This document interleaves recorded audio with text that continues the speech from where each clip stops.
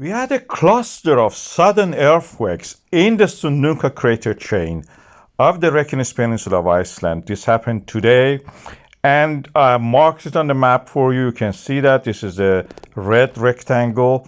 And these earthquakes were, numbers of them were less than 100, so they were not a swarm, but they were significant. They were concentrated in just around the midday. As you can see here on the temporal diagram, which shows the time of them. The depth of them was interesting. I marked them here. They were around 4 or 5 kilometers deep. That is the depth of the Svartsengi magma reservoir. This is where we have the magma, like an aquifer, filled up from the deeper source and coming. Earthquakes happening there practically along this line. What they will do is to shake the ground, and through that shaking, they create the conditions for the magma to flow. Magma is a non-Newtonian fluid. It's not like a normal fluids like water or anything like that.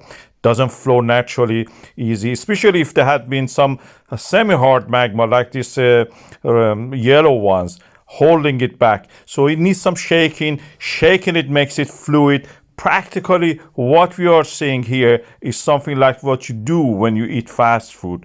I don't recommend it, but when you shake the ketchup in the fast food restaurant to pour it over your food, that is what you are doing. You make it fluid. The ketchup becomes fluid more. It can move easier. We are seeing it under the ground through the conduits. Magma can move, come to the reservoir, and then eventually erupt.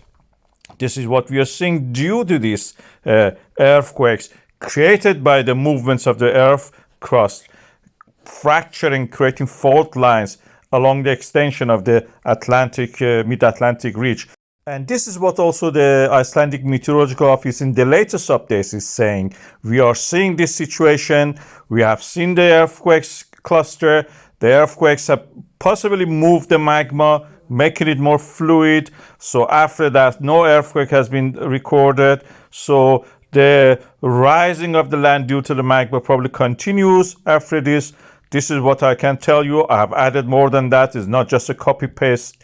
It is a geologist, proper geologist, explaining to you the reason in the physical terms. This is not the first time we are seeing such a thing. We had in such a similar situation in the March 2024, which we had this small cluster of the earthquakes and a similar situation. It didn't lead to any eruption, but movement of the magma. And I will play that video that I made on that time about this situation.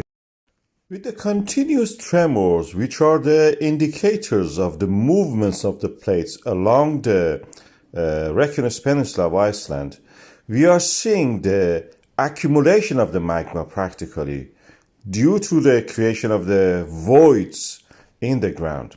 We have now 20 million cubic meters of the magma under the Svartsengi. That is 60 megatons of the basaltic magma in that area.